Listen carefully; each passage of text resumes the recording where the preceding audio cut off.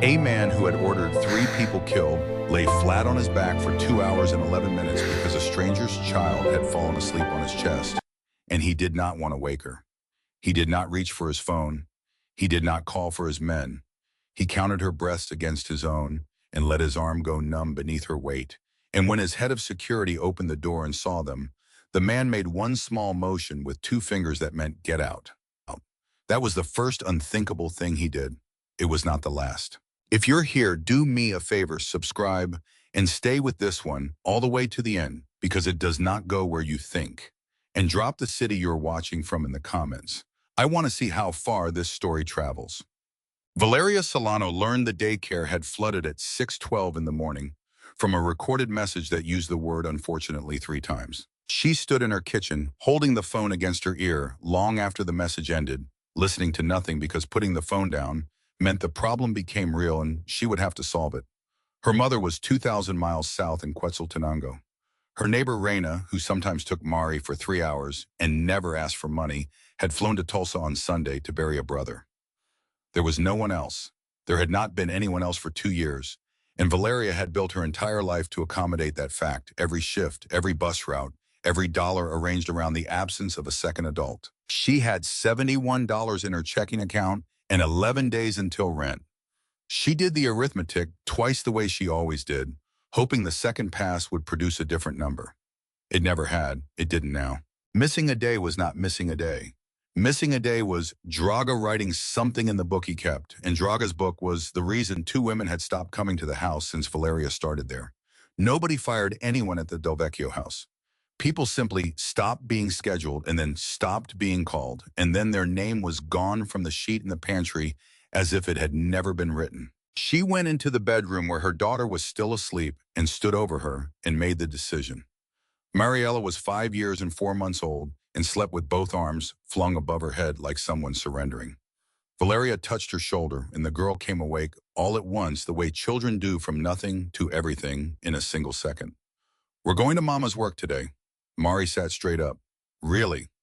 "It's not a fun thing," Valeria said. "It's a quiet thing." Mari nodded solemnly, which meant she had heard exactly none of it. Valeria dressed her in the red dress. It was not a decision she was proud of. The red dress was lace at the collar and the hem, and it was the only good thing the child owned, bought secondhand for a cousin's baptism. And every instinct in Valeria said to put her in something gray, something the eye would slide past.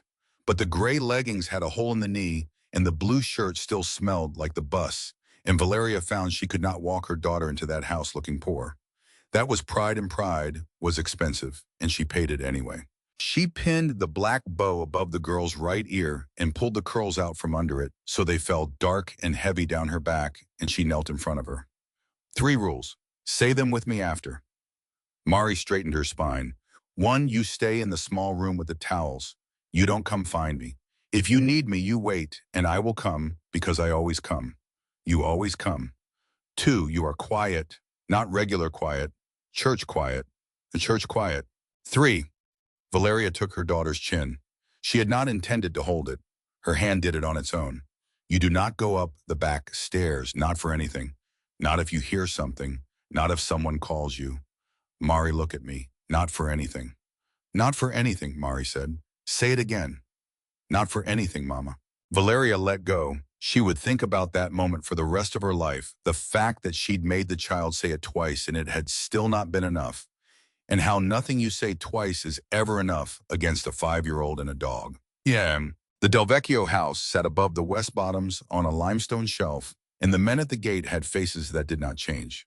Emil Draga was standing in the service drive when Valeria came up it with her daughter's hand in hers, and she watched him see the child and watched something go tight and flat behind his eyes. He didn't say anything at first. He looked at Mari the way a man looks at a package left in a doorway. No. The school closed. There was a pipe. No children. Mr. Draga! Valeria kept her voice level and low and did not let it climb because climbing was how you lost. She will be in the linen room. She will not move. You will not know she is here. I will work my hours and 2 more, and you will not pay me for the 2.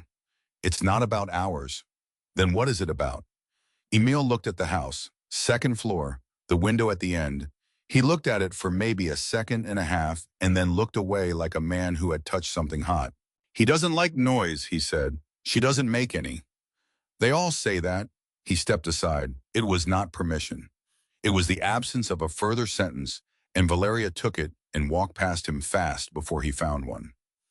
For 4 hours it worked. Valeria checked on her at 8:40, and Mari was on the floor with her books. At 9:30, she was lying on her stomach with her feet in the air, whispering to herself. At 10:15, she had eaten the crackers and lined the wrappers up in a row because she had decided the wrappers were a family. At 11:00, she was asleep with her cheek on a folded towel and her bow crushed sideways, and Valeria stood in the doorway and felt the specific and terrible love of a mother who has asked a small child to be smaller. Rosalinda, who had worked in the house 19 years, caught her in the back hall and said nothing about the girl at all. She just pressed a foil packet of cookies into Valeria's apron pocket and kept walking. That was the whole conversation. Valeria had to stop for a second and press her thumb hard into her palm.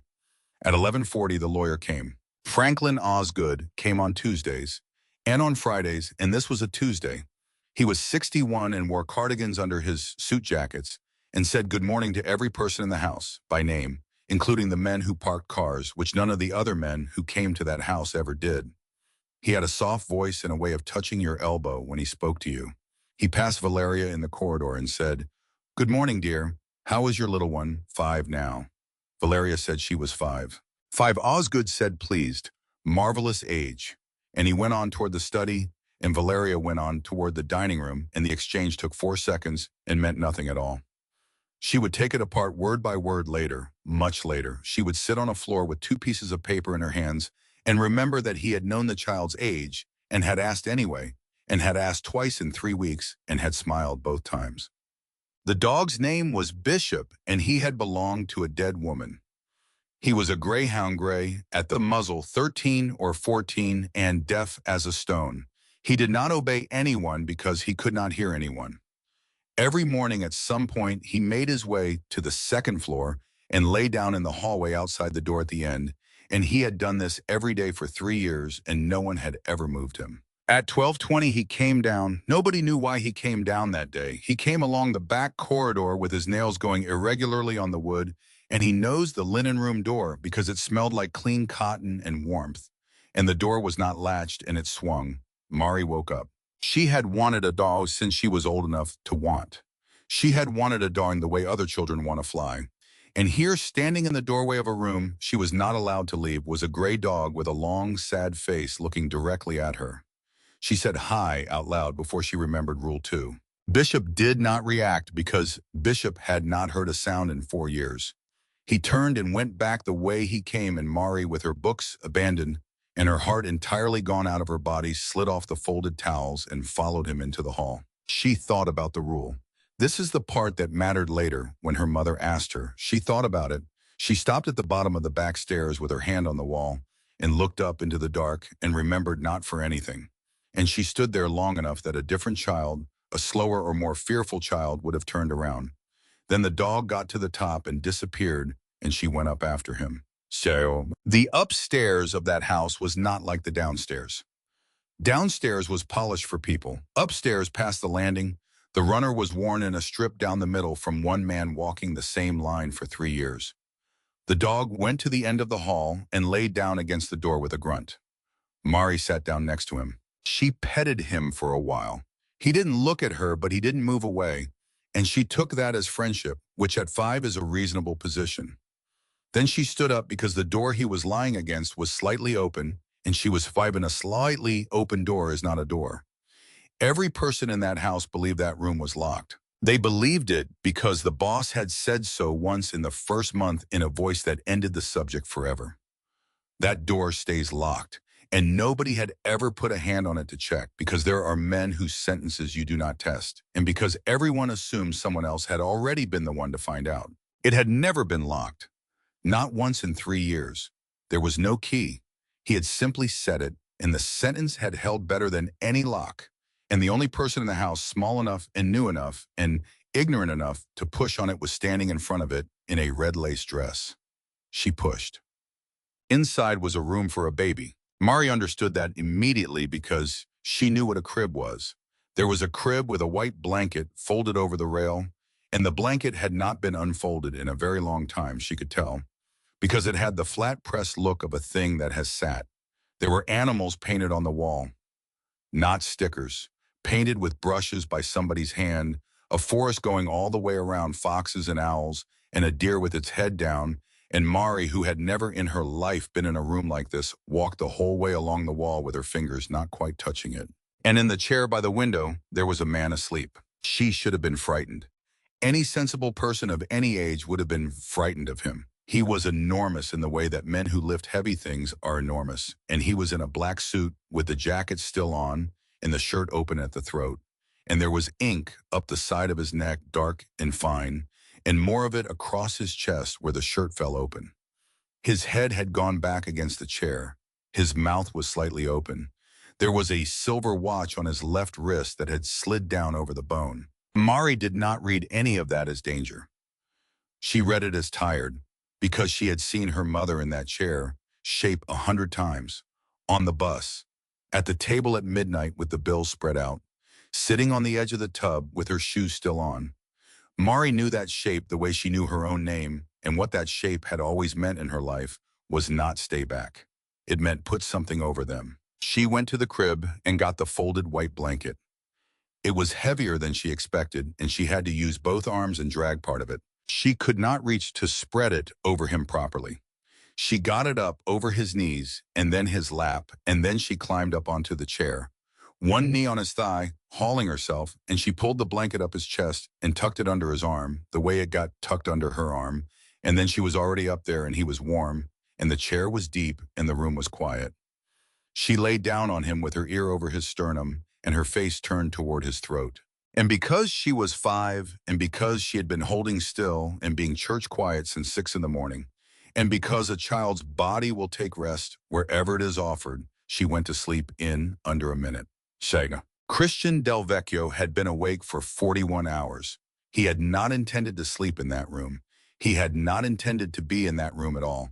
He had gone up at 10 because he did that, sometimes walked to the end of the hall and stood there with his hand on the frame and did not go in. And this time he had gone in and sat down, and that was the last thing he remembered. He came up out of it at 4:10 in the afternoon. The way he came out of everything instantly, completely, hand already moving toward his left side.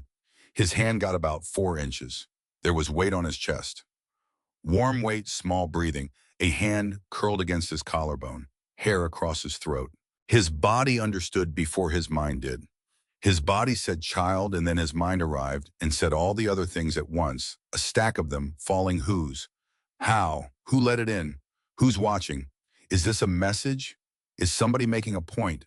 Because he lived in a world where a child appearing in your locked room was not sweet, it was a threat, and men had sent stranger things than that to prove they could reach you.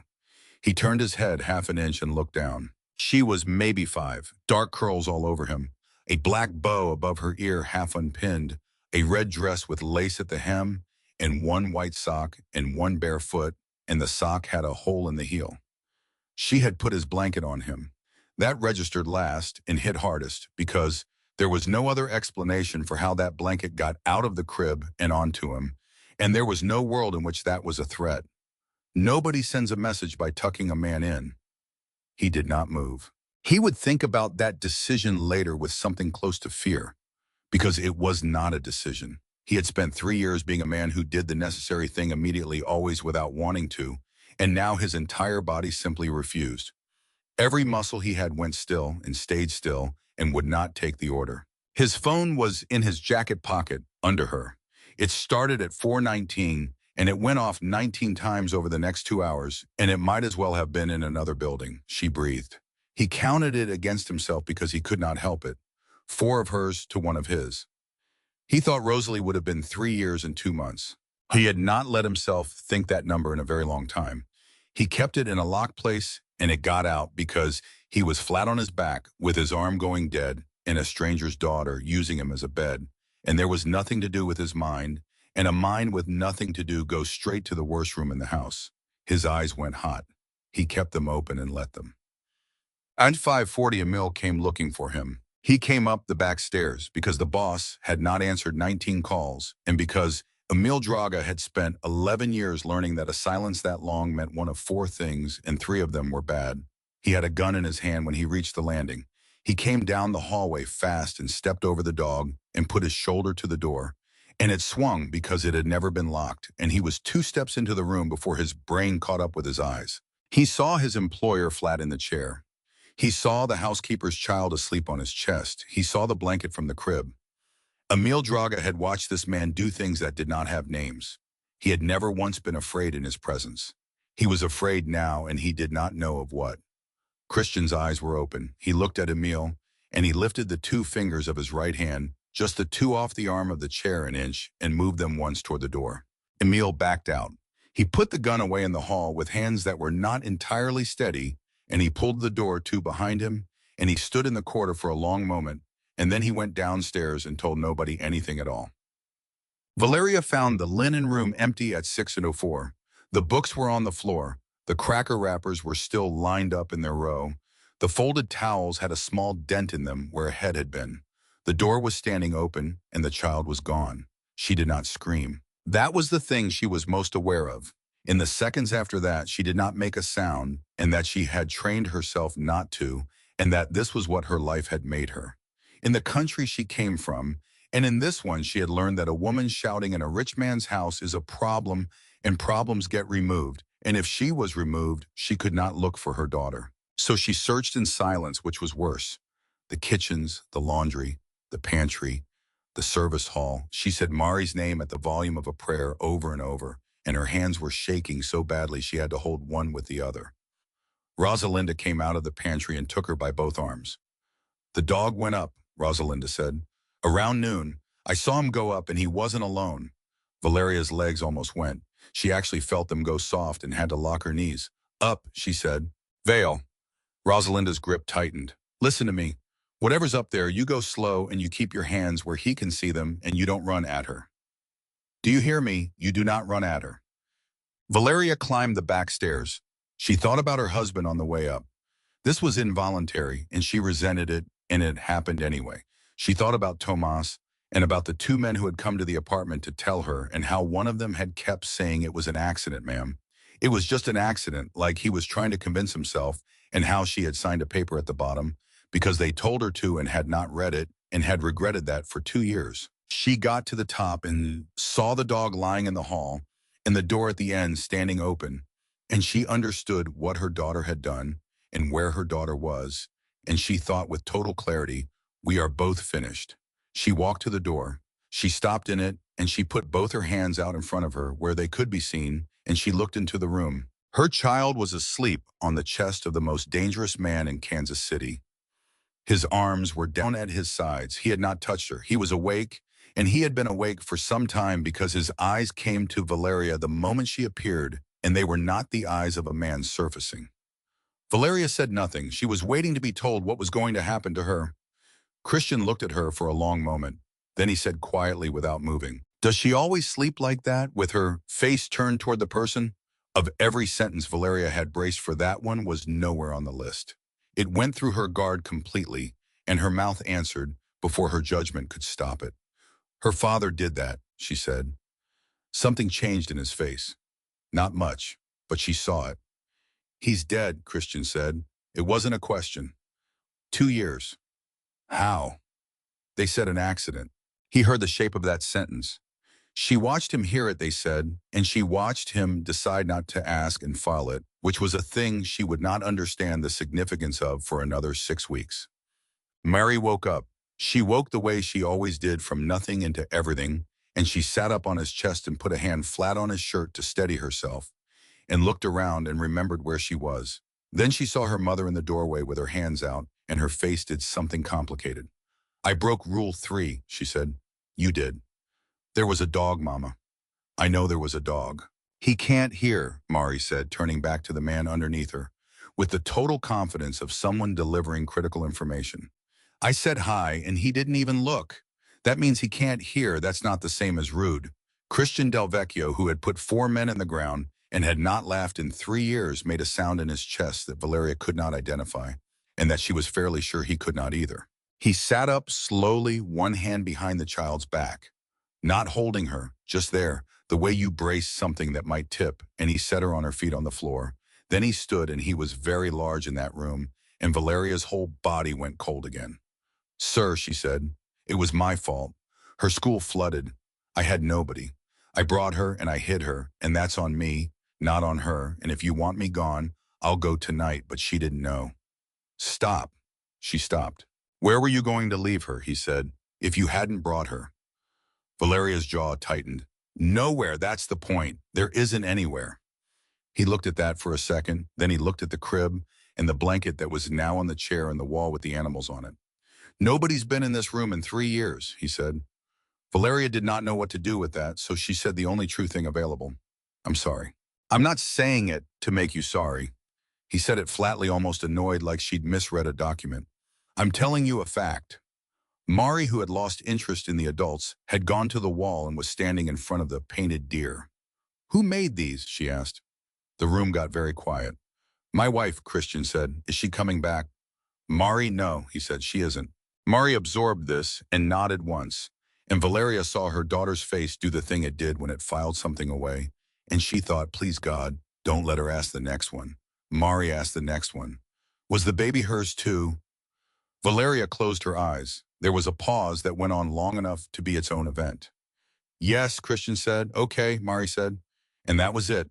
She turned around and went to look at the owls. Christian stood there for a second longer than he needed to. Then he crossed to the door and Valeria stepped back out of his way, and he stopped level with her, close enough that she could see that his eyes were bloodshot in a way that had nothing to do with sleep.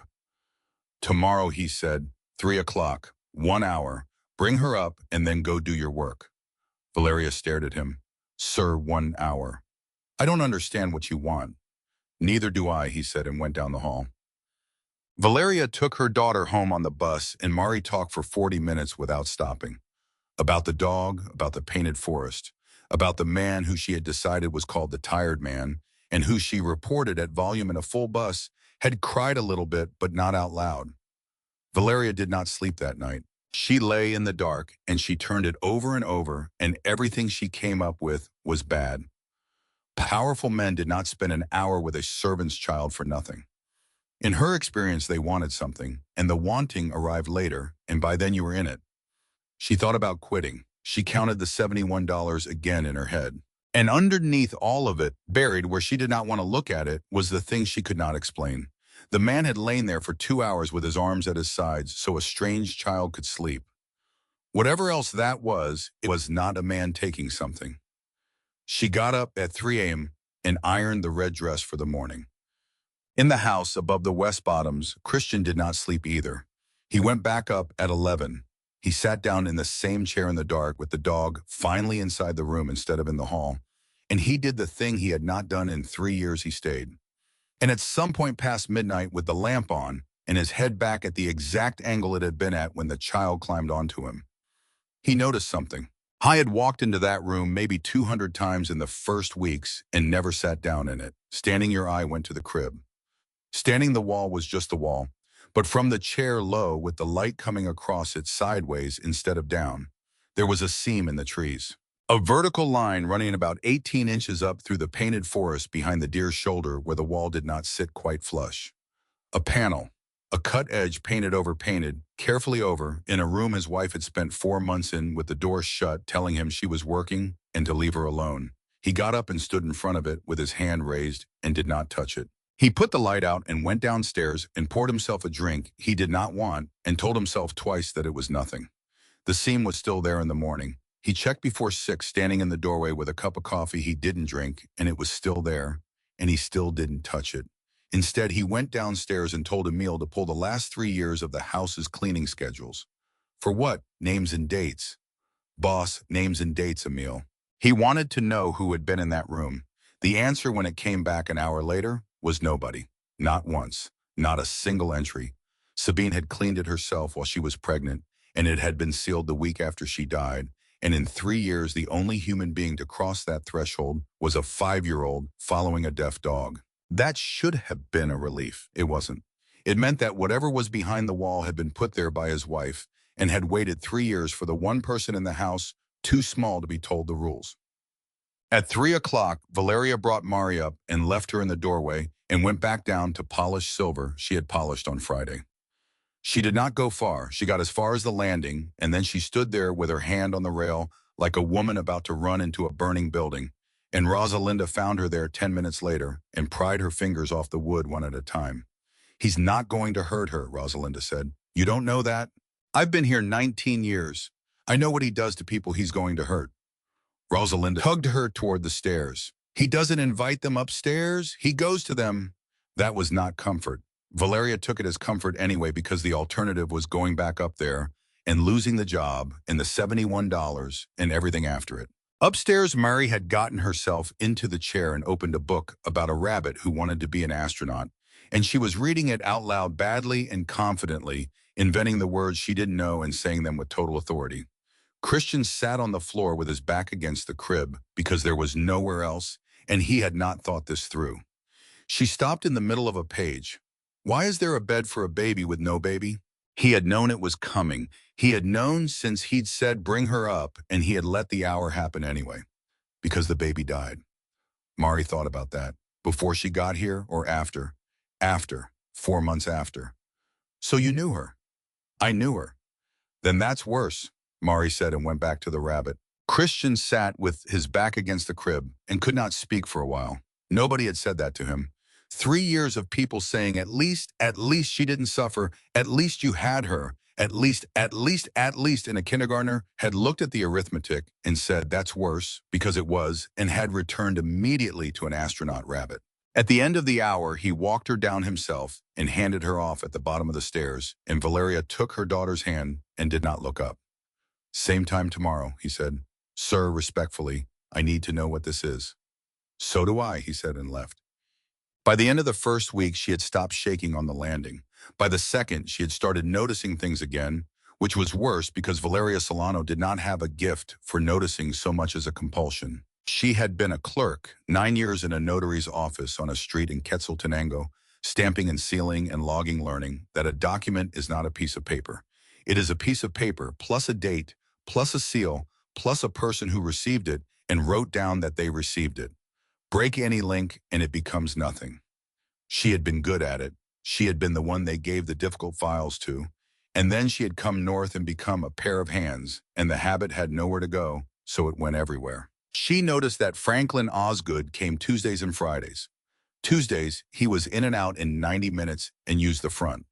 Fridays, he was in the study for 3 hours with the door shut, and the shredder bin came out to the bay, heavy enough that she had to use both arms. She noticed he called her dear, never Valeria. He knew Rosalinda's name, and the gardener's name, and the name of the man who parked cars, and he had asked Valeria's daughter's age twice in 3 weeks, and had never once asked hers. She noticed that when Mr. Delvecchio came into a room, everyone stopped talking.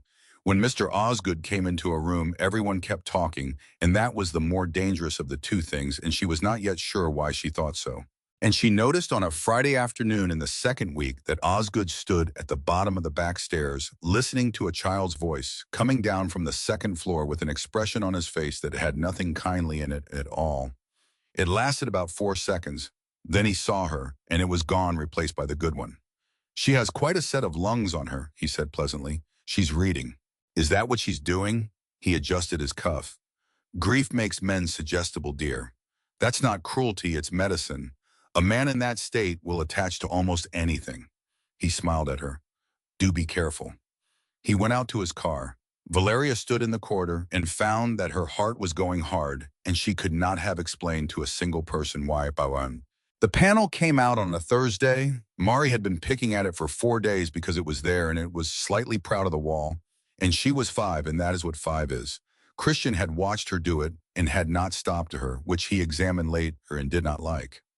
On the Thursday, she got a fingernail behind the deer's shoulder and pulled, and 18 inches of painted drywall came away in her hands with a sound like something tearing. She screamed, not fear, the delighted shriek of a child who has broken something enormous. Christian was across the room before he knew he'd moved. Mari, don't touch it. Step back.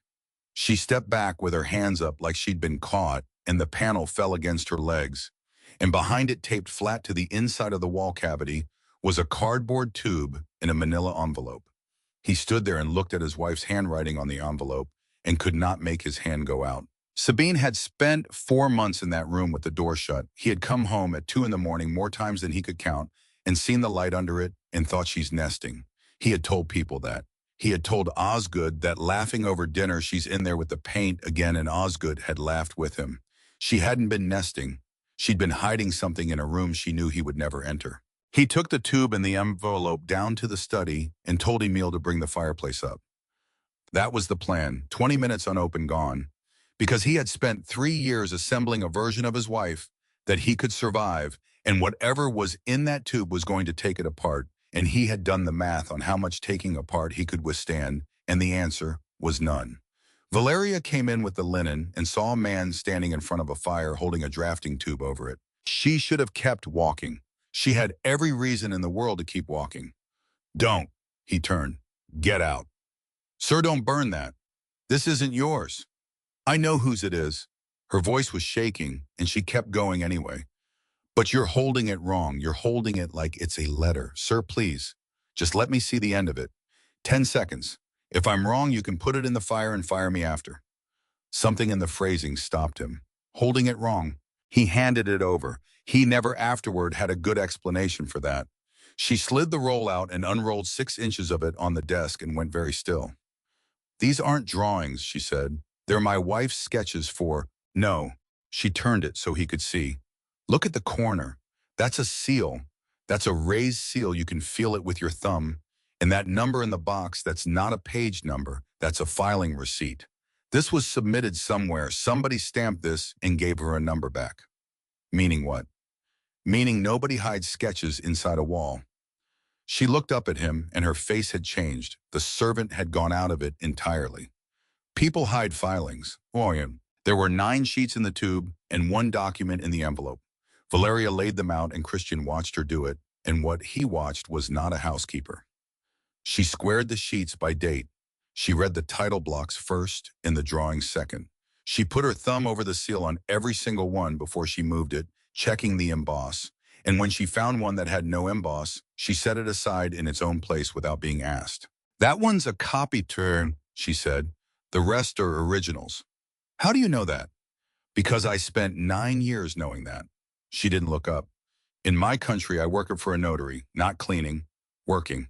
I logged instruments, I checked chain of custody, I caught people trying to slide a copy into a file where an original was supposed to be.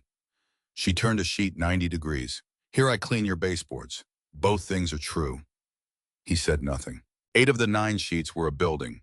Warehouse 4 Meridian Dray Lines at the east end of the yard, a structure he had walked through perhaps 40 times in his life and had never once thought about because it was a warehouse, and warehouses are the least interesting object a man in his business owns.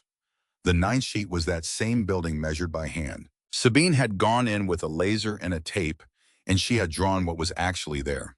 She had noted door heights. She had noted the position of an interior wall that did not appear on the filed plan. She had written in the margin in pencil in the handwriting on his refrigerator for 6 years, walked it twice. 11,400 SF discrepancy, not a rounding error. 11,400 square feet, Valeria said. It's a warehouse. Buildings get remeasured.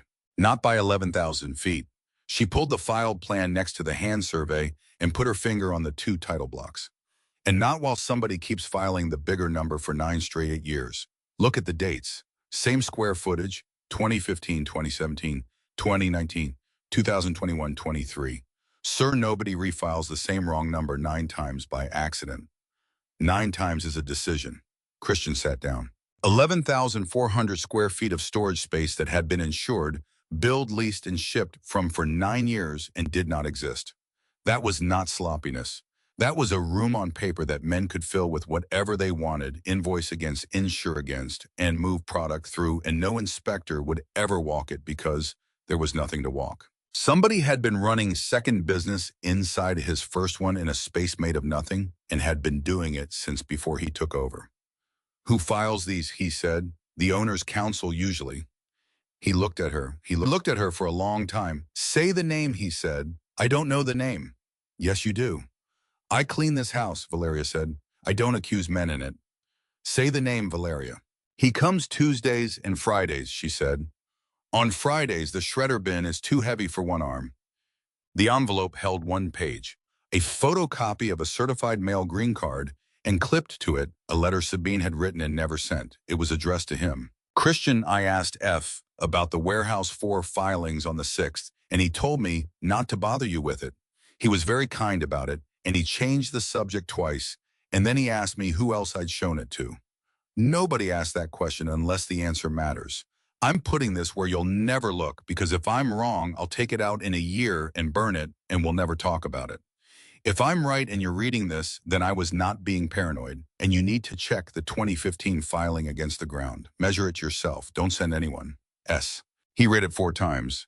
The date at the top was the 14th of March. She had gone off the Paseo overpass on the 23rd. 9 days. He put the letter down very carefully, the way a man puts down something that might go off, and then he stood up and put his fist through the study wall to the wrist. And Valeria did not flinch because she had seen men do that before, and she knew the difference between a man breaking a wall and a man breaking a wall on his way to breaking a person. Get out, he said, right now. Take your daughter and go home, and don't come back tomorrow. Sir, Valeria. His voice came apart in the middle of her name. There is a version of the next week where everyone who touched that tube is dead. Go home. She went home. She did not go home to sleep. She went home and stood in her kitchen with her coat still on, and then she got the step stool and took the shoebox down from the top of the closet. She had not opened it in 11 months. She knew exactly what was in it because she was the kind of person who knew exactly what was in a box: their marriage certificate, Mari's shot record, the deed to her mother's house in Guatemala, the lease, and the folder. The folder was Tomas. Tomas Solano had been 34 and had worked nights on a loading dock, and on the 9th of November, he had gone in at 6, and at 4 in the morning, 2 men in a company car had come to her door and said the word accident 11 times. She had counted. She counted things. It was a sickness, and it was also the only thing she owned. She had asked for the report, and they had told her it wasn't ready. She had asked again, and they had told her she wasn't entitled to it. So she had done what a notary's clerk does. She had written a complaint, and she had sent it, certified, and she had kept the green card, and she had kept the copy. And for 2 years, she had kept them in a shoebox because keeping them was the only form of fighting available to a woman with a 9-month-old and no papers. She took the incident report out now, and she read it under the kitchen light, standing up. Location of incident: Meridian Dray Lines, Kansas City, MO. Structure: warehouse number 4. Valeria Solano sat down on her kitchen floor. She sat down all at once, not gracefully, her back against the cabinet, with a survey sheet in one hand that she should not have had, and an incident report in the other from 2 years and 11 months earlier. And she understood completely in one piece, with no gaps, that the building her husband had died inside of was the building that did not exist. Mari came out of the bedroom at some point and stood in the doorway in her pajamas. Mama, why are you on the floor? Because I'm tired, baby. You're doing the crying where you don't make noise, Mari said. I can always tell. Your shoulders go up. Valeria pulled her in and put her chin on top of the black bowed head and held on hard enough that the child squirmed. She was at the gate at 6:40 the next morning. Emil saw her coming and started shaking his head before she got to him. He said, "Don't come." I know what he said. Then turn around. Mr. Draga. She held up the folder. In there is a report with a building number on it, and the building doesn't exist, and my husband died in it. You can take this from me and burn it, and I'll go home. But I'll come back tomorrow, and I'll say the same thing, and then the day after that, and I don't have anywhere else to be, so you should decide now how long you want to keep doing this. Emil looked at her. He had disliked her from the first day on principle because staff were a surface for information to leak through, because a woman with a child was a woman with a pressure point, because his entire job was assuming the worst about everyone who came through that gate. He had been assuming the worst about Valeria Solano for 14 months. He put his hand through the wall last night, Emil said. I know, I was standing there. You were standing there. He almost laughed. Lady men have run out of that house for less. I don't have anywhere to run to. Emil stepped aside. Christian had not slept. He had gone out at midnight with a tape measure and a flashlight and walked Warehouse 4 himself alone because His wife had written, "Don't send anyone," in a letter she wrote 9 days before she died, and he had discovered that a man can go 3 years without obeying a single request from the woman he lost and then obey one at 1 in the morning like it's a religion. She was right. He'd measured it twice. The east wall was where the survey said and not where the filing said. There was nothing behind it. There had never been anything behind it.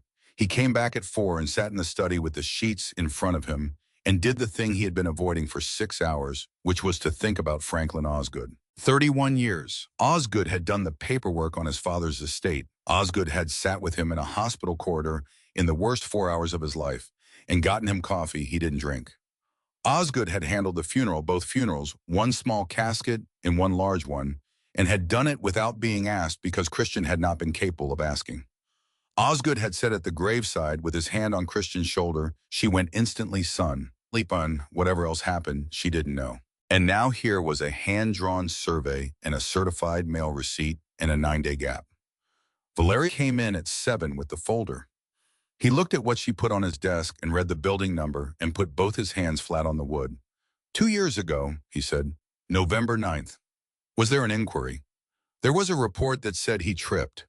Her voice was perfectly steady, which cost her something. He worked that dock 4 years. He didn't trip.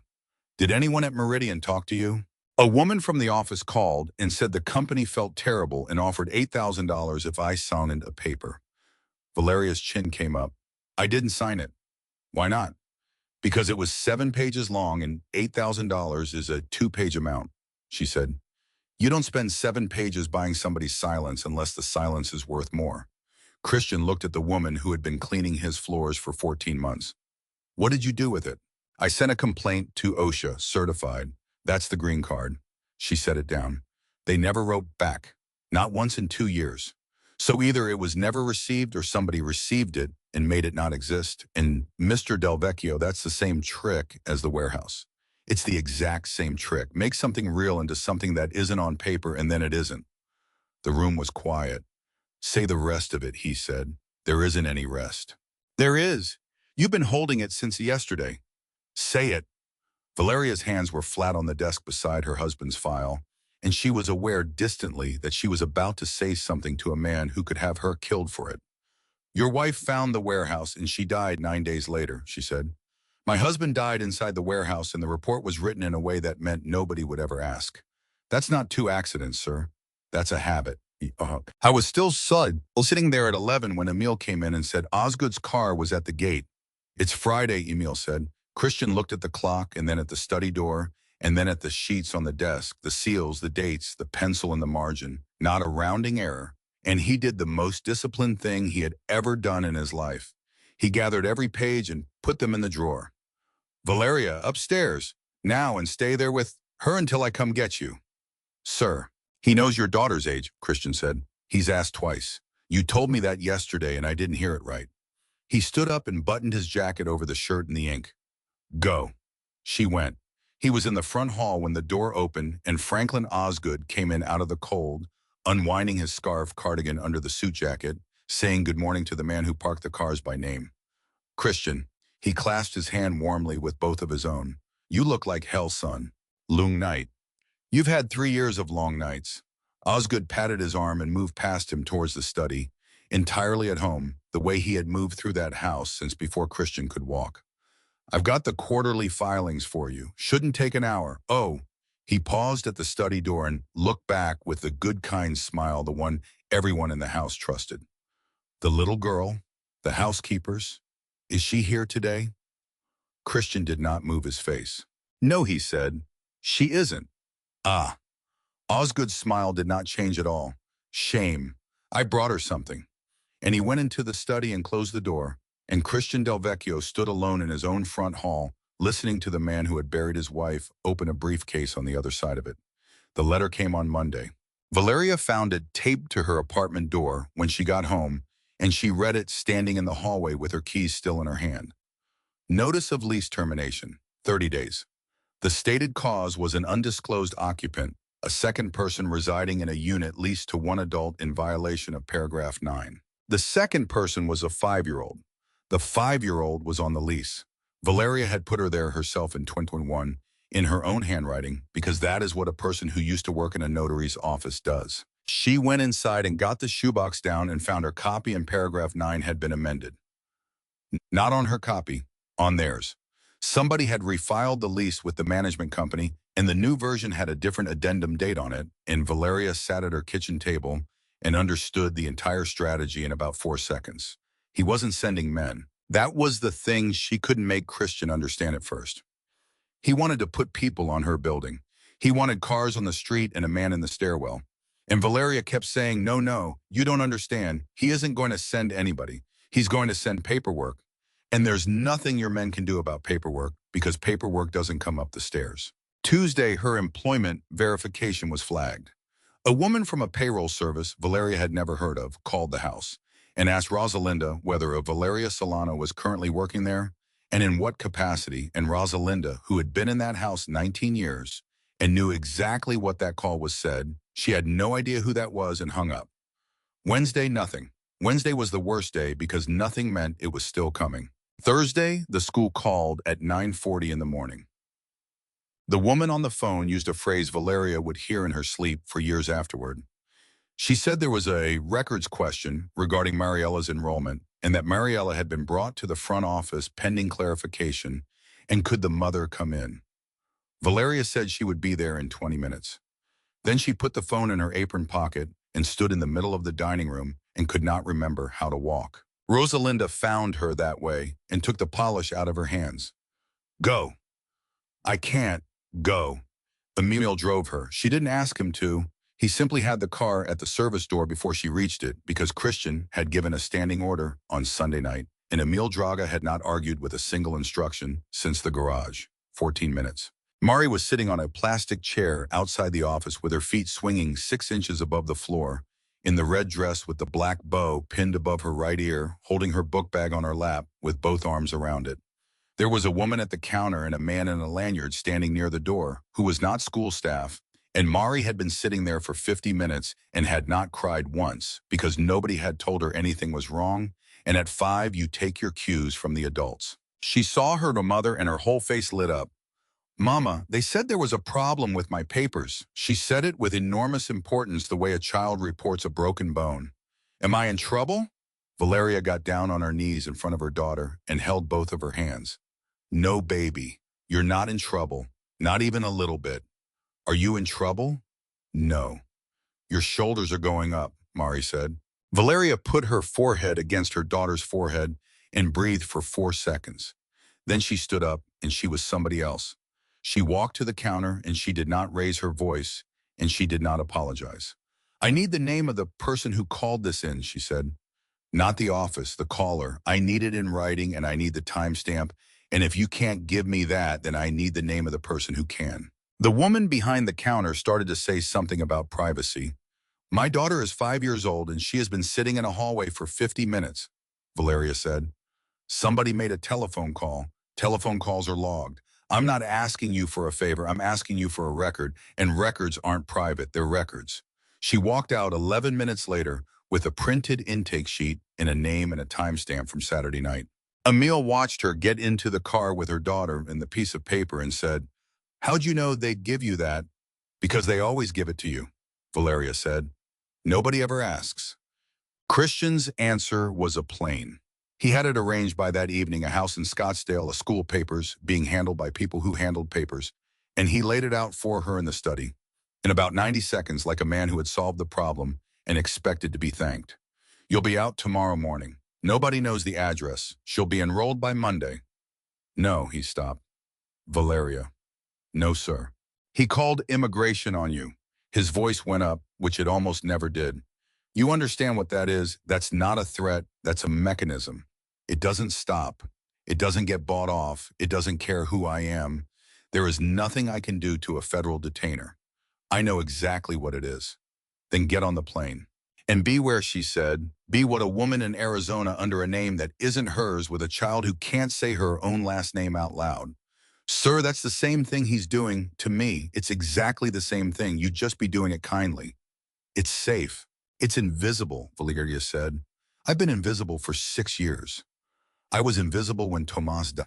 I was invisible when they came to my door, with $8,000 in 7 pages. Invisible is how that report got written, and nobody ever asked me a single question about the man I was married to. She was crying now, which enraged her, and she went on anyway. I ran once. I ran when they called and said I wasn't entitled to the file, and I put it in a shoebox and I went quiet, and it worked, Mr. Del Vecchio. It worked perfectly. That's how a man like Franklin Osgood wins. Not because he's smarter, because we all go quiet and he doesn't. Christian stood there. So what do you want? I want to be on the record, she said, all the way on it. Name, address, statement, signature. I want to be so far on the record that the day something happens to me, there are 11 federal employees who already know my daughter's name. He didn't answer for a long moment. That's the most dangerous thing you could possibly do. No, Valeria said. The most dangerous thing I could possibly do is disappear quietly. He's counting on it. He's counted on it his whole career. They started that night at the dining table with every light in the house on. And what happened over the next 9 weeks was the strangest thing. Emil Draga ever watched a housekeeper teaching a crime boss how evidence actually works. He wanted to hand over the survey and be done with it. Valeria told him the survey was worthless. It's my wife's seal. It's a piece of paper you found in a wall. She put it flat on the table. Anybody can draw a building. Anybody can buy an embosser. If you hand a prosecutor this, the first thing the defense does is say a grieving widower and his housekeeper made it in a kitchen last month, and then the second thing they do is say we made it to cover something you did. It's got no history, sir. It's an orphan. Then what is it worth? Nothing on its own. She tapped the little printed box in the corner. But it's got a receipt number, and that number came from somewhere.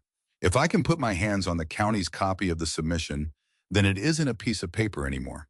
It's a piece of paper the government already had on a date they wrote down, and the date is the whole case. She went downtown on a Friday morning with $14 in copy fees and stood in a line for 90 minutes. She came out with the recorder's intake log for the second week of March 3 years earlier, and she stood on the sidewalk and looked at the line entry and had to sit down on a bench. Sabine Del Vecchio had walked into that office and submitted the survey on the 14th of March at 10:52 in the morning.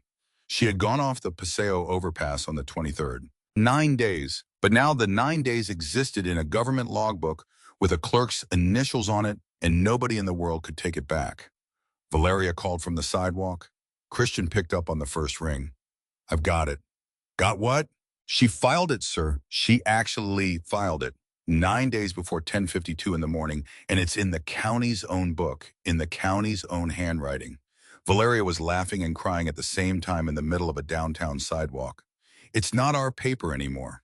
It's theirs. He can't call your wife a liar now without calling the Jackson County recorder a liar. There was a long silence on the line. She went by herself, Christian said. Yes. She was 7 months pregnant, and she went downtown by herself and stood in that line. Yes, sir, she did. That was the first brick. Valeria laid 9 more. The way tickets came out of the study because she had dusted that room twice a week for 14 months and knew that the second drawer of the right-hand cabinet stuck and had to be lifted, and knew because she had lifted it that it held 9 years of Meridian's dock paperwork that nobody had looked at since it was filed. She pulled every ticket showing a loadout of Warehouse 4 and lined them up against the lease, and the numbers were absurd. 240 tickets over 9 years showing outbound freight from a space that had never held a pallet. The insurance riders came next. 11,400 square feet insured continuously since 2015, premiums paid quarterly, and a claim in 2019 for water damage to inventory stored in a room with no floor. Then she went back to her shoebox. She had the certified mail green card from her OSHA complaint, signed for. Somebody at that agency had put a pen to a card and taken delivery of Valeria Solano's letter about her husband 2 years ago, and then that letter had ceased to exist. They'll say it got lost, Christian said. Things don't get lost, they get unfiled, Valeria said. Somebody has to do it, and whoever did it left a fingerprint because you can't unfile a thing without touching the log. It took her 6 weeks and 11 phone calls and one very long afternoon with a records officer in Chicago who finally believed her. The complaint had been received, it had been logged, and then it had been administratively closed at the request of the employer's counsel 11 days later. And the letter making that request was in the file with a signature on it, F. Osgood. Valeria hung up the phone and did not move for a very long time. Then she went into the bedroom where her daughter was sleeping and stood over her in the dark. "I got him, baby," she said quietly. "I got him for your papa." It was Emil, of all people, who found the rest. He came into the study on a Tuesday night with a folder and set it down and said, "You're going to want to sit for this." Two names: a dock foreman named Curtis Amory, 2011, fell from a mezzanine in Warehouse 4, ruled accidental. 3 weeks before he died, Amory had filed an internal complaint about square footage discrepancies in the monthly inventory count. A bookkeeper named Denise Carr, 2016, single car accident on Front Street, ruled accidental. She had been the one who processed the Joliet lease payments, and 8 days before she died, she had emailed Osgood's office asking who to contact about a tenant she had never been able to reach by phone. 2011, Christian said. That's 4 years before he changed the filing. "Yeah," Emil said. "So either he's been doing this longer than we thought, or my father knew." Nobody said anything. Christian sat with that possibility for 3 days and then chose deliberately not to pursue it. And he told Valeria why. In one sentence, "If I go looking for that, I'll be doing exactly what he did, deciding which true things get to exist." He put the folder on the pile. He let it go where everything else went. That was the first moment Valeria thought she might actually be able to like him. The lawyer's name was Renee Whitlock, and she was an assistant United States attorney, and she did not smile once in 3 hours. They met in a conference room downtown, and Valeria did the talking for the first 40 minutes because Valeria was the one who could explain the paper, and Whitlock listened with her pen down, which is what prosecutors do when they are actually interested. Then she turned to Christian. "Mr. Del Vecchio, I want to be extremely clear with you because I don't want you walking out of here with a misunderstanding that costs you 5 years." She folded her hands. "This is a good case. Against Mr. Osgood, it's a very good case. But every dollar he moved went through entities you control, and the lease renewals in 2018 and 2021 and 2023 carry your signature, and I have looked at them, and they're your signature. I didn't know what they were." "I believe you. It doesn't matter." She said it without cruelty, which made it worse. "There is no version of this where you testify and walk out clean. If you come in as a defendant who is cooperating. You will plead to something. You will forfeit assets. You will very likely serve time, and I can't tell you how much because I don't decide that. How much of it goes?" "The freight arm, Meridian entirely. Anything the money touched, and it touched most of it." She looked at him steadily. "And it doesn't stop there. A consent decree, 5 years minimum, with a monitor who has access to your books and your buildings and your calendar. You would not be running your business. You'd be renting it back from the government." Christian didn't say anything. "You should also understand what you're not getting," Whitlock said. "You're not getting revenge. You'll be in a courtroom watching an old man in a cardigan be very polite for 11 weeks. It's boring. It's the most boring thing in the world, and people always think it'll feel like something, and it doesn't. What does Mrs. Solano get?" Whitlock turned. "If you're a cooperating witness in a violent federal case, there are protections. Certification for a U visa. It's not fast and it's not guaranteed, and I'd be lying if I told you it was. And if I go in and he still walks, then you've given up everything for nothing," Whitlock said. "That's a real outcome. I've seen it happen." I didn't sleep for 4 nights. On the 4th one, he went up to the nursery and sat on the floor with his back against the crib, and Valeria found him there at 2 in the morning because she had stopped going home. Mari had a bed in the yellow room now, and it had been 3 weeks, and nobody had discussed it. She sat down across from him. "Say it," she said. "My father put 40 years into this." "I know. There are 260 men on those payrolls, real ones, guys with mortgages who move actual freight and have no idea what's in the ledgers." He rubbed his jaw. "I go in, that's gone. All of it. And what's on the other side? A cardigan in a cell and 2 lines changed on 2 death certificates." "Yes," Valeria said, "that's exactly what's on the other side." He laughed once badly. "You're not going to argue." "No, it's a terrible trade, sir. It's the worst trade I've ever heard of." She pulled her knees. "I'm not going to stand here and tell you it's worth it. It's your whole life. I only get to tell you what mine costs, and mine costs a piece of paper that says my husband was careless." He looked at the wall his wife had painted and the 18-inch hole in it where the deer's shoulder used to be. "He held her casket," he said. He carried my daughter to the grave and then went home and had dinner. I know. If I let that stand, his voice went. He stopped and started again. If I let that stand because I'd rather keep my buildings, then I'm not a man who lost his family. I'm a man who was paid for them. Valeria didn't answer. She had learned by now when he was talking to himself. Emil broke the tie on a Thursday. He came in while Christian was standing over the boxes and had clearly rehearsed because he got about 11 words out before he ran off the rails. You're not going to do it, he said, and I get it. I'd probably boss. I got to say a thing, and then you can throw me out. Say it. He put my name on that work order. Emil's jaw was working. 11 years I've stood outside doors for this family, and he sat down and wrote E. Draga on the paper that killed your wife. And if you'd been a slightly different guy, I'd have died in that garage on Sunday for something I didn't do, and then my kids would have grown up hearing I did it. He shook his head. A man who lets somebody else's name sit on his crime boss, that's not a man. There isn't a word for that. I'm not defending him. No, but if you don't go and his version stays, and your name stays on those leases too, and one day somebody's going to say, Del Vecchio ran phantom square footage for a decade, and it'll be true, and there won't be a single piece of paper anywhere that says you didn't know. Emil's voice dropped.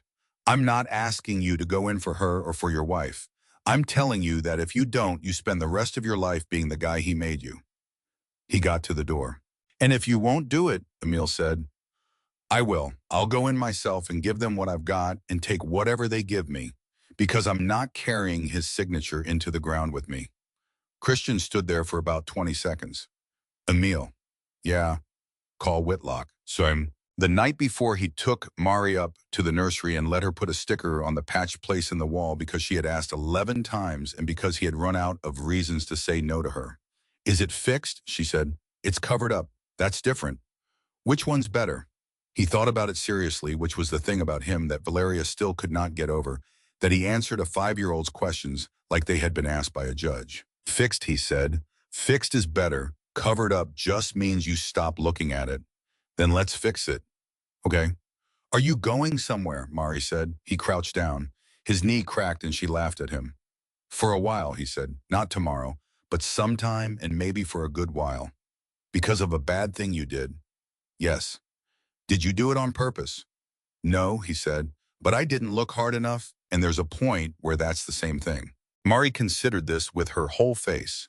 When you come back, she said, will you still be my... She stopped because she wasn't sure what the word was allowed to be, and neither was he, and both of them sat in that for a second. Yeah, Christian said, I'll still be that. So, the federal courthouse downtown had 11 steps up from the sidewalk, and somebody had leaked the time so there were cameras on 9 of them. He went alone. That was his decision, and he did not explain it. No lawyers walking him in, no wall of men, no coat over his head. He got out of the car in a black suit with the white shirt open at the collar and the ink showing at his throat, and he pulled a banker's box out of the back seat himself and carried it up the steps with both arms while 11 reporters shouted his name. He didn't answer any of them. He didn't look at any of them. Inside that box 9 survey sheets with a dead architect's seal on them. A county intake log dated the 14th of March, 10:52 a.m. 240-way tickets. 9 years of insurance riders on a room that never existed. A vehicle work order signed E. Draga in a hand that was not his. A green certified mail card belonging to a housekeeper.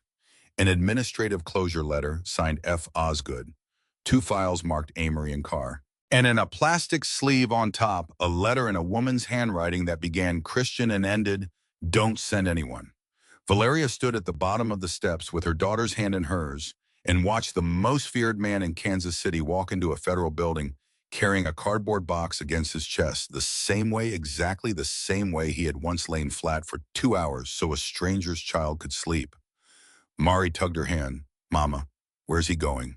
To tell somebody the truth, Valeria said. Is that hard? For him, Valeria's eyes were streaming and her voice was completely steady. Baby, that's the hardest thing anybody's ever done. He was inside for 6 hours and 40 minutes. Valeria took Mari home at noon because a 5-year-old cannot stand on a sidewalk that long, and she made lunch and did dishes she had already done, and at 4 o'clock Emil called and said, only he's out. He's not arrested. He's coming back to the house. And Valeria put her hand flat on the counter and stood there until her heart came down. He came in at 6 looking like a man who had been in a small room with people who wrote everything down. How was it? She was right, he said. It's boring. It's the most boring thing in the world. That was all he said about it that night. He went upstairs and slept 11 hours, which he had not done since he was 35. Franklin Osgood was arrested 9 days later at his sister's house in Springfield in a cardigan at 6:40 in the morning, and he did not resist and he did not seem surprised, and he asked the agents if he could put his shoes on properly. The indictment ran to 41 pages. 2 counts of murder for hire, 1 count of solicitation, wire fraud mail, fraud, 9 counts of falsified filings obstruction. His attorneys came back within a month with an offer to plead to the financial counts if the government dropped the 2 deaths, and Renee Whitlock declined it in a letter that was 4 sentences long. Osgood went to trial. That was the choice nobody expected, and it was Valeria came to understand the most revealing thing he ever did. He had spent 31 years believing that the version of events written down by the calmest man in the room becomes the truth. He walked into a federal courtroom at 61 years old, genuinely believing that he could outpaper them. The trial ran 11 weeks. Valeria came every single day. She had to arrange it like a military operation. Rosalinda took Mari to school, a woman from the church took her, 3, and Valeria sat in the second row on the government's side with a notebook, and she took notes. She did not need because a stenographer was taking better ones. She could not stop herself. 9 years in a notary's office does not wash out. She testified on the 19th day. She was on the stand for 4 hours and 11 minutes, and the defense attorney was a very good one, and he did what good ones do. He did not attack her. He attacked the shape of her. Undocumented, employed by the defendant's target, living in his house, given a bed for her child. He asked her 9 different ways whether Christian Del Vecchio had promised her anything, and she said no 9 times. Then he made his mistake. Mrs. Solano, you have testified you kept a certified mail receipt for 2 years. 2 years in a shoebox in a closet. Isn't the truth that you kept it because you were building a claim that you saw an opportunity in your husband's death? Valeria looked at him for a moment. Sir, I kept it because it was the only proof I had that I ever existed, she said. I've been in this country 6 years, and there is almost nothing anywhere with my name on it. No lease in my name, no car, no account. When my husband died, the only thing I owned that said Valeria Solano was a green card from the post office that said I mailed a letter. Her voice did not rise. I didn't keep it for a claim. I kept it because a woman like me learns very early that if it isn't written down, you weren't there. The defense attorney sat down. Whitlock told her afterward in the hallway that in 14 years she had never watched a jury go that quiet. Christian testified on day 34, and it went badly for 2 days before it went well. They took him through his own signature on 4 lease renewals and made him say out loud that he had signed documents he had not read, that money he could not account for, had moved through companies. He owned that he had run an organization in which men were hurt. He said all of it. He had been told to say all of it, and it was still the worst 40 hours of his adult life. On the 3rd day, the prosecution walked him to the 23rd of March. Mr. Del Vecchio, when did you first learn your wife's death may not have been accidental? When I found a letter she wrote 9 days before inside a wall in my daughter's nursery.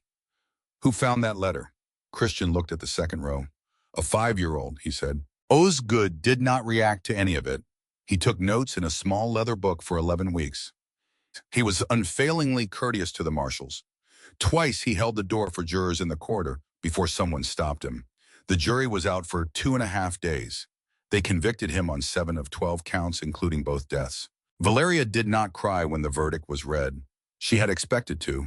What actually happened was stranger. She thought about the 2 men who had come to her door 2 years earlier and said, accident 11 times, and she thought very clearly, no, it wasn't. And now that's a fact, and she sat perfectly still with her hands in her lap. Osgood was sentenced 8 months later to 32 years. At 62, that is a life sentence with extra steps, and everyone in the room understood it. He asked to make a statement before sentencing, and the judge allowed it. He stood up and said he had served one family for 31 years and had kept them out of prison for all of them, and that he was aware the court would find that an obscene thing to say, and that he was saying it anyway because it was true, and because he did not wish to be recorded as a man who had lied at the end. Then he sat down. He never said the word sorry, and he never said Sabine's name, and Christian in the third row understood that he had been right about him from the first minute in the garage. The man had never once thought of himself as a killer. He had thought of himself as a filer. Things had needed to be removed from the record, and he had removed them, and two of the things had been people. The consequences came the way Whitlock had promised unglamorously on paper over months. Meridian Dray Lines was dissolved, $31 million in assets forfeited. The freight arm entirely, both warehouse parcels, the equipment, the yards. Christian signed it away in a conference room over the course of a single afternoon with a pen. A paralegal handed him, and afterward he sat in his car in the garage for 40 minutes and did not turn the key. 260 men lost their employer. Not their jobs. A legitimate hauling operation bought most of the routes and picked up most of the drivers, which was the only outcome Christian had actively fought for in the negotiations, and the one thing he'd asked Whitlock to put in writing. 41 men were not picked up. He knew the number. He knew it the rest of his life. The remaining Del Vecchio companies were placed under a 5-year federal consent decree with an independent monitor who was given an office on the first floor of the house. An actual office with a desk and a filing cabinet in the room that used to be where men waited. Emile found this unspeakably funny for about 6 months and then stopped noticing. Christian pleaded to 2 counts of conspiracy to commit wire fraud. The government asked for 18 months. Whitlock filed a substantial assistance motion that ran to 9 pages, and the judge sentenced him to 14. He served 11 at Leavenworth. And in the middle of all of it, so quietly that Valeria almost missed the day it happened, 2 pieces of paper in Jackson County were changed. The medical examiner's office amended 2 death certificates. It required a petition, a court order, a supporting file, and 11 months of Valeria Solano calling a records office every Tuesday morning at 9. Solano Tomas, manner of death accident, struck through, homicide. Del Vecchio Sabine Marie, manner of death accident, struck through, homicide. 2 lines. That was the whole thing. 2 lines on 2 forms in a county office. And it had cost a man his father's entire estate and 11 months of his life, and a woman 2.5 years of her 30s. Valeria drove to the office herself to pick up the certified copies.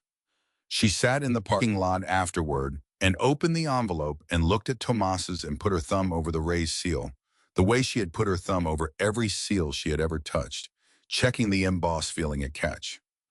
Then she put her head against the steering wheel and made a sound she had not made at his funeral.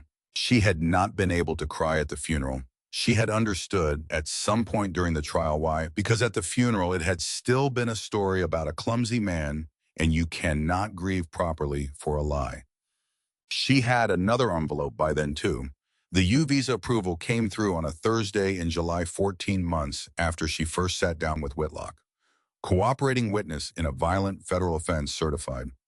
Valeria took the notice out of the envelope and read it standing in the kitchen, and then read it again sitting down. 6 years of being a person that documents could not see. And in the end, the thing that made her real was the same instrument that had made her invisible. A form correctly filed, received by an office, stamped with a date. She thought about that for a long time. Then she got the shoebox down and put the approval notice inside with the green card and the certificate and the marriage license. And she did not put the box back on the closet shelf. She put it on the bookshelf in the front room where anyone could see it, which for Valeria Solano was a political act. Mari, who was 6 by then and had opinions, wanted to know why the ugly box was out where guests could see. Because it's the most valuable thing we own, Valeria said. It's a shoebox. It's got everything in it that proves we were here. Mari looked at it with new respect and then asked if she could put stickers in it, and Valeria said yes. And that is how the most important collection of documents in that family's history came to be covered in unicorns. She did not become the lady of the house. That was the thing everybody assumed, and it never happened, and Valeria was clear about why. During the 11 months Christian was away, 3 different people, including memorably, a woman from a magazine, asked her some version of, "Are you moving into the big house?" And she said no every time. And the reason was not pride. The reason was that she had figured out what she was for. It started with a woman named Perla, who cleaned offices downtown and had been pushed off a wet loading ramp by a pallet jack in February, and had been told in exactly the words Valeria had once been told, that she wasn't entitled to the report. Rosalinda gave her Valeria's number at church. Valeria sat with her at a kitchen table for 2 hours and taught her 4 things. Write it down the same night. Take a photograph of the place. Send it certified and keep the green card. Ask for the incident number in writing, and if they say no, ask for the name of the person saying no. Perla got $11,000 and, more importantly, an OSHA citation that stayed on that company's record. The second one was a man named Ruben, a dishwasher with a hand injury. The third was a woman with a wage claim. By the fourth, Valeria was doing it 4 nights a week at her own kitchen table, and by the seventh, a legal aid attorney called her and asked with visible confusion where she had gone to school. I worked for a notary in Quetzaltenango, Valeria said. For how long? 9 years. Ma'am, you're doing intake better than my paralegals. She opened the office in October, 2 rooms off Southwest Boulevard, above a tire shop with a desk, 2 chairs, a filing cabinet, and a certified mail logbook she kept by hand because she did not trust software. She called it Casa de Registro, House of Record, which everybody told her was a terrible name for a business in which she refused to change. 9 clients the first year. 2 of those files became investigations. One became a citation against a poultry plant in St. Joseph that had been shorting break time for 6 years. She charged $40 for the intake and waived it more often than she collected it, and she was, for the first time since she was 22, tired in the correct way. Mari visited her father the second Saturday of every month. That word arrived without ceremony sometime around month 4, and nobody corrected it because nobody had the standing to. Valeria drove the 90 minutes to Leavenworth with a book bag in the back seat and a child who spent the whole drive rehearsing what she was going to report. Christian looked different in there, thinner. He had grown the beard out for a while and then cut it back. What did not change, not once in 11 visits, was that he was already sitting at the table when they brought her in, and he stood up every single time. Mari read to him.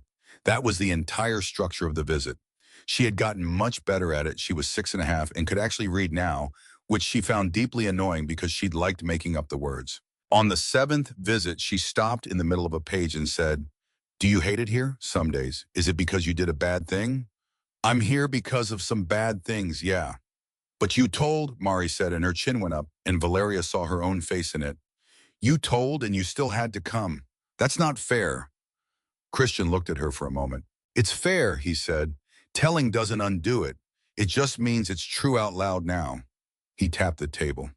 "You want the honest one? I'd rather be in here and have it true than out there and have it quiet. It took me 38 years to figure that out, and you knew it when you were 5. I didn't know that. You knew it. You just did it instead of saying it." He came home in February, not to what he'd left. The house was still there that had survived, barely argued down to a residence rather than an asset. But the men were gone. The gate was open. There was a federal monitor named Halloran who came Wednesdays and had a key to the first-floor office, in a habit of humming. Christian ran a hauling company called Del Vecchio Transit with 9 trucks and 31 employees, and he drove his own car, and he did his own taxes with a bookkeeper who scanned everything twice. He made about 4% of what he used to. He was, by any measurement that would have mattered to his father, ruined. Emil stayed. Nobody asked him to. He showed up the morning after Christian got back in a jacket instead of a suit and said he'd been thinking about logistics. And it turned out that 11 years of tracking people is not so different from tracking freight. And he was very good at it. Rosalinda stayed. Bishop, remarkably, was still alive at 16 and had stopped lying outside the nursery door because the door no longer closed. They repainted the nursery in March.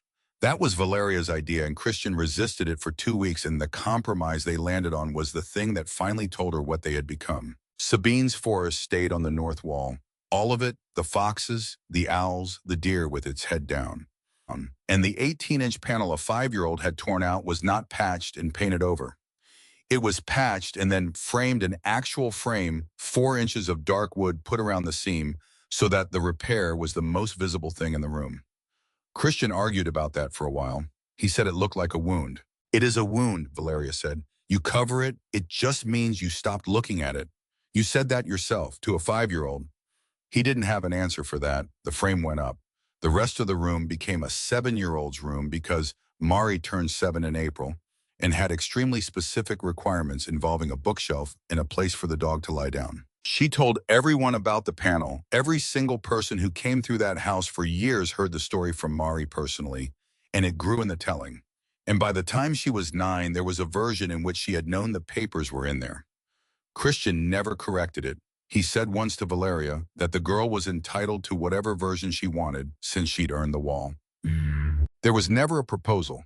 Valeria had thought about it in the way that you think about a thing that will probably happen, and it did not happen. And after a while, she understood that neither of them wanted it, not because there was nothing there, but because both of them had had a marriage taken from them by a man with a pen, and neither had any appetite for a ceremony. What happened instead was smaller and to Valeria much larger. 2 years after he came home on a Tuesday, he handed her an envelope across the kitchen table with the wariness of a man diffusing something. Inside was a document. Fully drafted seals, notary block, county filing receipt clipped to the front. A petition for guardianship. Secondary non-custodial, contingent, a legal instrument stating that in the event of Valeria Solano's death or incapacity, Mariela Solano's care would pass to Christian Del Vecchio, and that this was already recorded, already stamped, already sitting in a filing cabinet. Downtown with a date on it. He had filed it before showing it to her. He said afterward that this had been a coward's move, and he'd known it at the time. Valeria read it 3 times. She turned it over and put her thumb over the seal and felt the emboss catch because she could not stop herself, and she was crying before she got to the second page. You could have just asked me. I know. Christian, you don't do this to a woman who, I know what I did.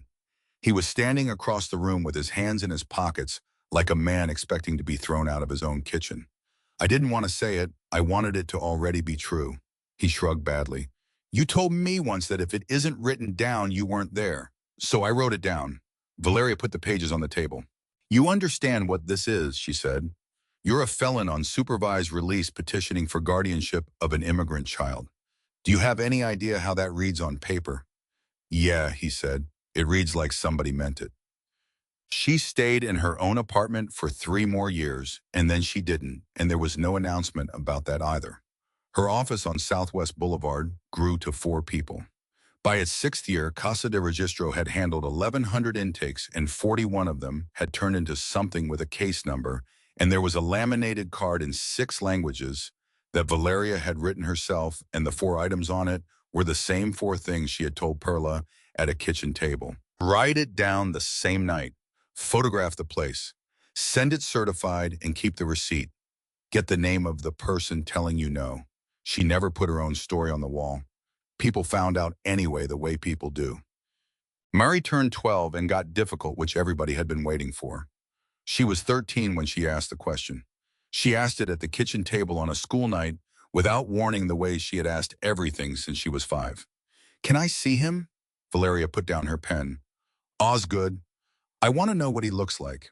You've seen photographs. I want to know what he looks like, Mari said. I want to look at him and know that's the guy, because right now he's a story you two tell, and I don't have a face for him. I have a face for everybody else in my life and not him, and he's the reason for all of it.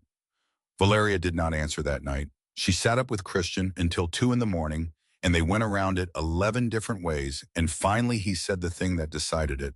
Her father's death certificate got changed because a woman wouldn't stop asking questions, he said. We don't get to be the ones who tell her to stop asking. They drove her up in the spring. Valeria sat in the car. Christian went in with her and did not speak once. Franklin Osgood was 74 and small in the way that men in prison become small, and he looked at the girl on the other side of the glass for a long time before he understood who she was. Mari had prepared for weeks. She had written things down. She did not use any of them. What she said was, I'm the one who found the wall. Osgood looked at her. And then, and this is the part Christian never told anyone, not Valeria, not Emil, not for years, the old man's face came apart. All of it. 31 years of composure and 11 weeks of courtesy and a lifetime of being the calmest man in the room. And it went in front of a 13-year-old girl in about 2 seconds, and he put his hand over his eyes and could not take it down. He never said a word. The visit lasted 4 minutes. Walking out, Mari was steady and dry-eyed and did not look back. Was that what you wanted? Christian asked. No, she said, but now I know what he looks like. She was 17 when the reporter came.